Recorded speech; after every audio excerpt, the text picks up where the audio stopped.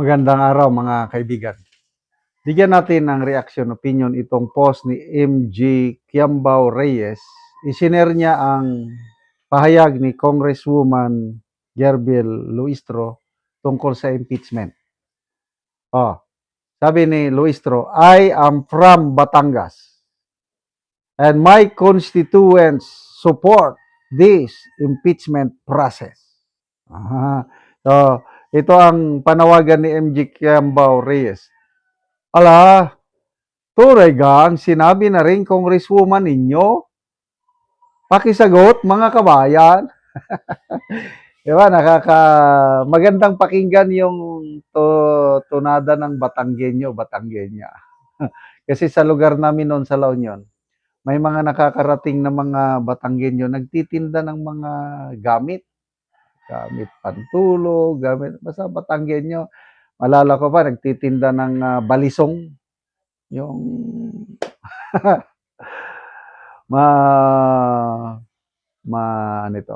ma-determine mo ang isang Batanggenya pag nagsalita. Meron silang distinct na tono. Parang ganito. Ala, tunay ga, sinabi na rin Congresswoman ninyo. I am from Batangas and my constituents support this impeachment process. Ang nag-react ko, 22,000 ang nag-react. 21,000 ang tumatawa, 294 ang galit, 1,000 lang ang nag-like. So, anong percentage ito? Wala pang 2% ang nag-like sa kanya, 98% tinatawanan, galit. Basta tayo ng mga comments ng taga Batangas.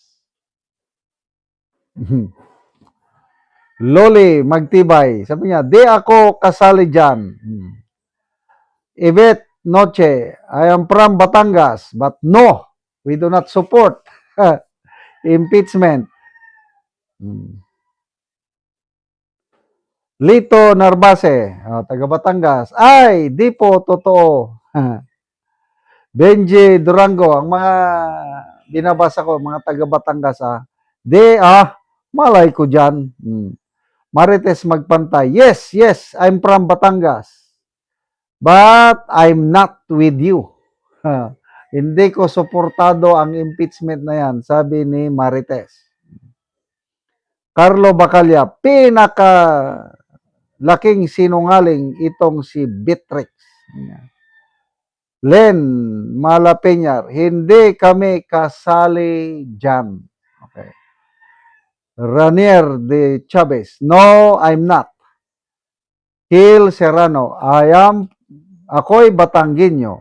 Hindi totoo sinasabi niyan. Marami kaming sumusuporta kay Inday Sara at kontra kami sa impeachment. Ito ang pinapalabas ngayon ng mga kongresista, lalo na yung mga member ng Committee on Justice. Para sa kapakanan ng bayan ito, panagutin natin ang mga magnanakaw. Kaya it's our constitutional duty to preside over this impeachment hearings. Ganon sila eh. Tingin nila mga sarili nila, mga hero, na they are doing this for the country. But hindi nyo na po maluloko ang taong bayan. The fact na si BP Sara ang nakakakuha ng highest approval trust rating among the top 5 government officials, ibig sabihin marami ang naniniwala kay BP Inday. The fact na siya ang nangunguna sa mga presidential survey, ibig sabihin nakakarami yung ordinaryong Pilipino sumusuporta kay BP Sara. Kasi nung panahon ni Tatay Digong, ang mga ordinaryong Pilipino naramdaman nila yung hindi naman perpekto yung administrasyon ni Tatay Digong. Kailang kitang-kita ng nakakarami na yung pinagdaanan nating krisis panahon ni Tatay Digong, yung COVID-19, yung Marawi Siege, na ipakita ng Tatay Digong ang kanyang tapang at malasakit. Nakasurvive tayo ng nalampasan natin yung malaking pagsubok ng dahil sa Duterte.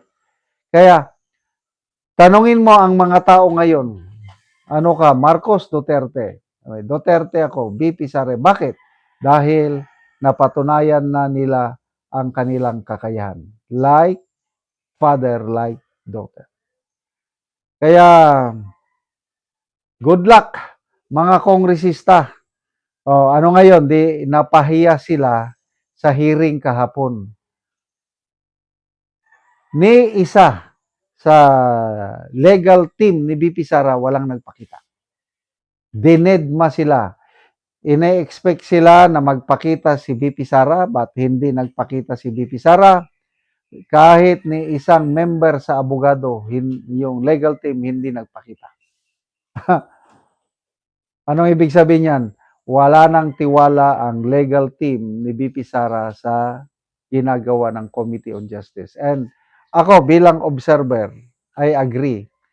Tama yung ginawa ng grupo ni BP Sara na pabayaan na lang. Total, they have made up their minds already. We are here to determine if there is probable cause. Yan sana. Kung makakaasa sana tayo ng patas na pandinig,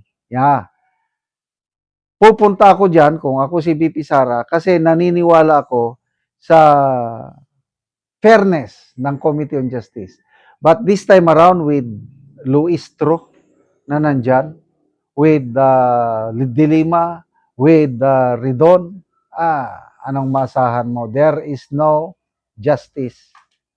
Kaya, to me, isang sarswela ang ginagawa nilang hearing. Ang tunay na bloodbath ay doon na lang tayo sa Senado. Kasi, sinasabi na ni Congressman Joel Chua, he is confident na makakuha sila ng 1/3 of the congressmen who will vote or who will endorse the impeachment. Hindi pa nagsimula ang hearing. Wala pang nakitang probable cause. Alam na nila na meron ng endorsement na gagawin ng mga kongresista. Ibig sabihin, lutong Macau. Kaya, wala na tayong asahan sa Committee on Justice na yan.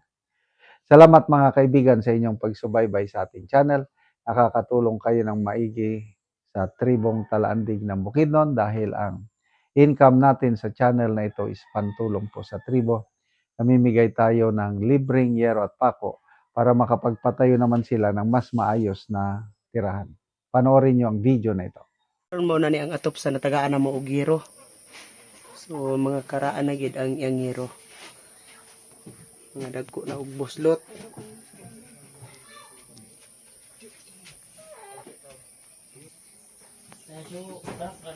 Og mo na ni ang among gihatag nga yero.